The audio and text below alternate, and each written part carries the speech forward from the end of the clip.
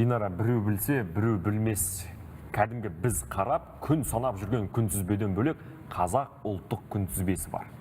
Ядастан, қазақ күнтізбесінде алдағы 28 қыркүйек, мысалы, қазақ жазушыларының күні екен. Яғни бұл күні 1897 жылы жазушы Мұхтар Әуезов туған.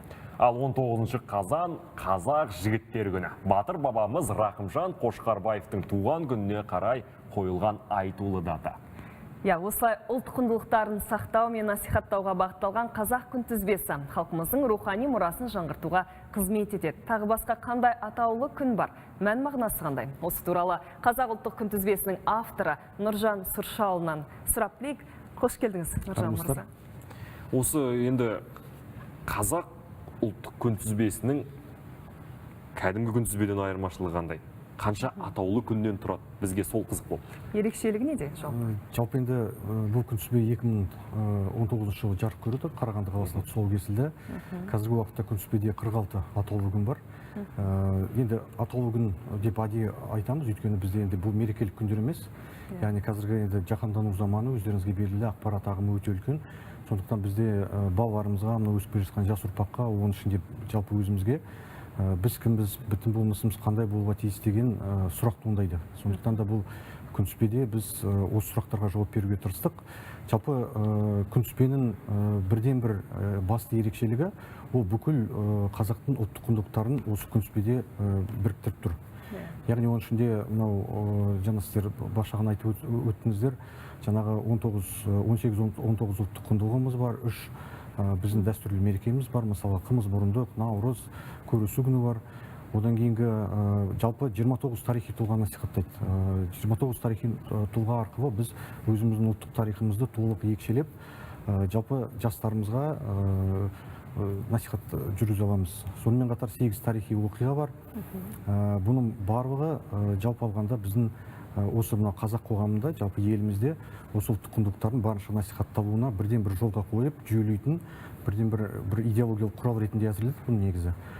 Бұл қазіргі уақытта күнтізбе Қарағанды облысының 417 мектебіне енгізілген, 54 колледжге енгізілген, 254-тен астам кітапханаға, 200-ден астам мәдениет клубтарына енгізілген. Сондықтан енді Қарағанды облысында бұл күнтізбе ақырын жұмысын бастап жатыр. Енді 2019 жылдан бастап. Біз енді міне бүгін сіздерге алдарыңызға келіп отырмыз, осы күнтізбені танытайық деп. Танытайық. Алдыңызда осы 2024 жылға арналған күнтізбе бар екен. Бүгін арнайы камераны кішкене жақындатса. Бүгін енді арнайы жалпы өздеріңізге белгілі, бүгін Астана Медиа Уик журналистер форумы өтетін болады. Сол форумның шеңберінде аясында біз арнайы осы журналистер қауымына осы қазақ күнтізбесінің арнайы бір тұсаукесерін жасап танытуды жөн санадық. Мына жаңа бауырымыз айтып жатқандай, бізде 19 қазан қазақ жігіттері күнінің өзінде үлкен мән жатыр. Қазіргі жаһандану заманында біз қазақ жігіттері қандай болу керек деген сұраққа жауап беруіміз керек.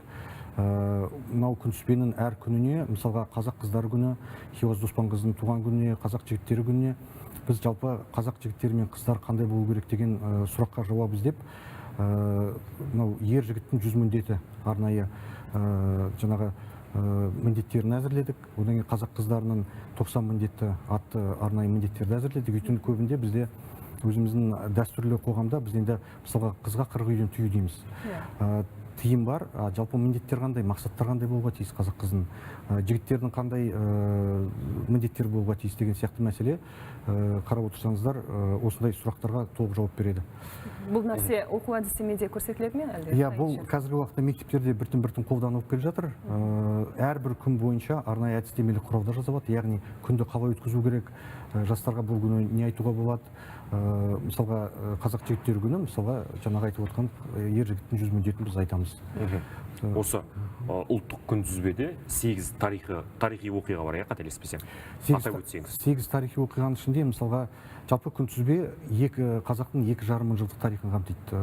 Қалай қамтиды? Мысалға күнтізбеде алтын адам күні деген күн бар. Алтын адам күні 1970 жылы бізде Есік Қорғаннан алтын адам табылды, өздеріңізге белгілі.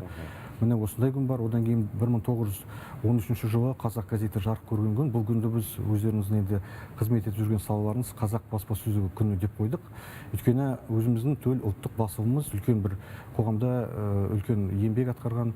Одан кейінгі енді келесі бізде бұл күндерден басқа бізде мысалға қазақ халық күні деген бар. Өйткені қазақ халқы деген өзі Білуімше 13-ші маусым. Иә, 13-ші маусым. Бұл өзі қазақ халық болудың өзі құндылық, оны сақталып қалудың өзі құндылық, мемлекеттілікті сақтап қалудың өзі құндылық. Сондықтан да 1911 жылы мынау алаштықтар, оның ішінде Барубек Сырттанова бабамыз осы қазақтың алғашқы конституциясын жазған күнді біз арнайылап осы қазақ халық күнді белгілеп қойдық. Сондықтан қазақ мемлекеттілігі күні бар. Осы өткен 15 сәуір, 15 қыркүйек, кешірім өтінемін, бізде 1841 жылы осы Кенесары Қасымұлын өздеріңізге белгілі Отаров езгіде болдық. Сонда 300-дің белді өкілдері жиналып, Кенесары Қасымұлын 300-ге хан сайлаған. Бұл 1841 жылы осы қыркүйектің орта шенінде болған екен. Жалпы біз енді нақты күнін білмейміз, бірақ орта шенінде болған соң біз осы 15 қыркүйек таңдауды жөн көрдік.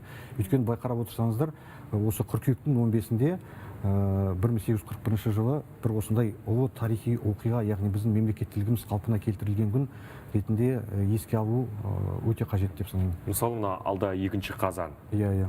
Ғарышкерлер күні деп белгілепсіздер. Жалпы біз 12 сәуірде ғарышкерлер күнін атап өтеміз ғой, негізі. Жалпы бұл айтулы даталарды кім таңдады, кімдер атсалысты, қанша ғалым, қанша кітапқа сүйендіңіздер? Жалпы енді біз 2012 жылы қазақ халқының мұрасы кітаптар сериясын қолға алған болатынбыз. Осындай жобаны негізгі мақсат осы ұлттық құндылықтарды насихаттауға бағытталған болатын. Оның ішінде жаңа біз арнайы кітапшалар шығардық. Мысалға салт дәстүр, қазақ тілі тарихына байланысты әрбір ұлттық құндылық бойынша жаңа методикалық құралдар шығардық. Одан кейін осы 2019 жыл, оны енді 2 жылдай жалпы осы құндылықтарды қоғамда насихаттаудың бір формаларын іздестірдік. Соны енді осы күнтізбе формасын ойға келді.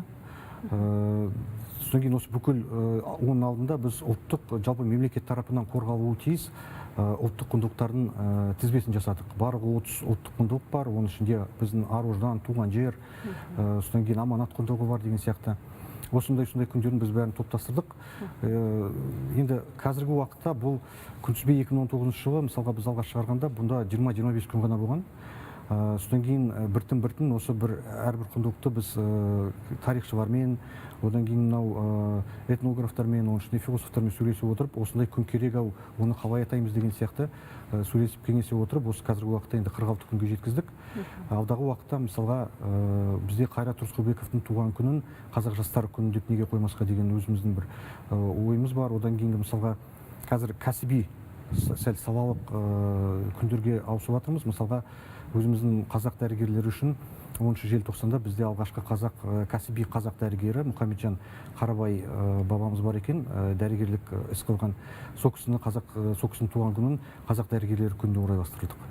Сондықтан осындай күндер 29 тарихи тұлғаны қамтиды, жаңағы 19 ұлттық құндылықты қамтиды. Одан кейін айтып жатқан 8 тарихи оқиғаны 3 мерекемізді қамтиды. Сондықтан бұл үлкен бір жүйе, үлкен бір база деуге болады. 46 айтулы дата. Бұл 2024 жылға арналған күнтізбе, ал 2019 жылы қанша күн бар еді? Енді сол 20-25 күннің мұғдарында болды. Негізгі мақсат бұл жерде енді халық қалай қабылдайды деген ой болды. Яғни жыл сайын толықтырылып отырады. Иә, толықтырып отырады. Мынандай бір мәселе бар. Бізде 46 күннің өзі енді бір жылда, былай қарап отырсаңыз, 1-2 аптада айналып келіп отырады. Содан кейін бір ғана мәселе айтайын.